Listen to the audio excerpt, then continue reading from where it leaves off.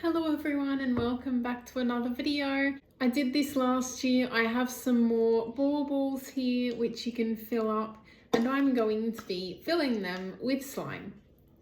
I have this Elmer's clear slime which I'm going to use as a base so that I don't have to make my own and also cheaper. I also have some sprinkles which I'm going to be putting in it, and this, and some silver leaf, and of course the pigment. Yeah.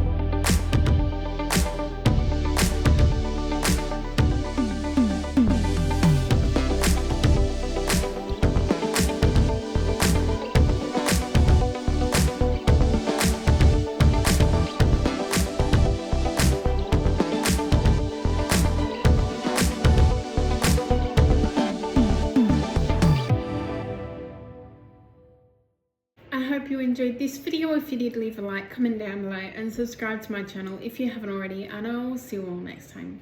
Bye!